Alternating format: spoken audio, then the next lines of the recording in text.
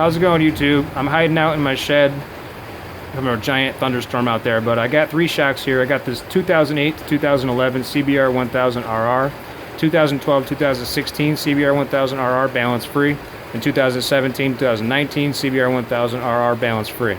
So I had upgraded my shock from this to this a couple years ago, loved it. The only downside, if you can call it a downside, is that the balance free design does weigh a little bit more. I mean, you can even see it's meatier, and this is about a pound heavier than the original. Absolutely worth it. Even though I'm a weight reduction nerd, I was willing to take on that extra pound. It's not a big deal to get an improvement in getting your rear tire to stay in contact with the ground better. That's well worth a pound. So, and that's saying a lot for me because I go crazy over weight, but it's a really cool design. I can't tell you exactly the details of how balance free works. If you look it up, you can read some articles about it. It's really interesting. There's multiple advantages to it, and you've got your adjustments are up on the top here, easy to get at instead of having your adjustments on the top and bottom like the old version here.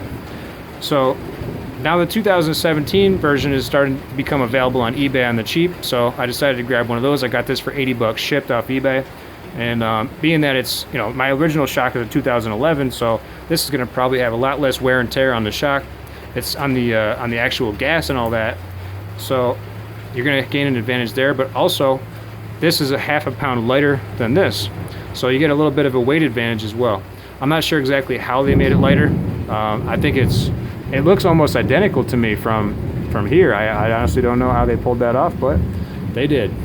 So, you know, if you were going to say that these shocks are cheaper than Öhlins, you know, at least one article mentioned that this balance-free design is sort of, it's an attempt to bring the Öhlins style of technology into a more affordable OEM shock setup here.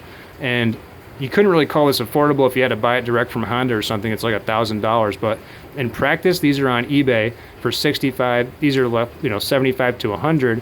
And if you get a used Öhlins, you're talking $600, $700, $800. So in practice, these are cheaper. And if you were to tell me I had $600 to upgrade my bike, this is where I'd put 80 of it for sure. I wouldn't go right for an Öhlins suspension. I'd probably get a 520 kit before I would buy an Öhlins. A 520 kit plus this, I think, would probably outperform a stock bike with an Öhlins on it. I mean, I'd love to put that to the test, but for $500, you can do a lot to your bike. You can get a lot of modifications, maybe an ECU flash and a lightweight rotor or something like that, along with a 520 kit. Who knows? So the point is, this is a pretty cost-effective mod, and it's not adding a lot of weight compared to this was adding. Some people pay a ton of money to get titanium springs because they can save a little weight. So it's worth mentioning that these add weight and that this is an improvement in the design to take some of that weight off. So if you have any questions, let me know. As far as mounting goes, I actually removed these shocks from the bottom. I try to make it as simple as possible. All you got to do, what you can do, is you can either hang your tail of your bike from your passenger pegs or from your subframe from the roof and just put a little tension on it, maybe like, I don't know, 50 pounds or something. And that will actually relieve the stress on these 2 bolts. And you can just literally slide them out and then put your new shock in place and slide the bolts right back in. That's one way you can do it. Another way you can do it is put a jack between your tail and your rear tire. Put your bike in gear, jack it up a little bit, make sure it's on the rear stands first, and that will relieve the tension on these bolts as well. And that's another way you can do it. In my case, I had to move my muffler out of the way a little bit, and I actually dropped these shocks down through the bottom. I took 2 of the bolts out in the bottom so that the dog bone and the links could swing out of the way, and I pulled this down through the bottom. It wasn't a perfect fit. I had to tug on it a little bit, but it came through.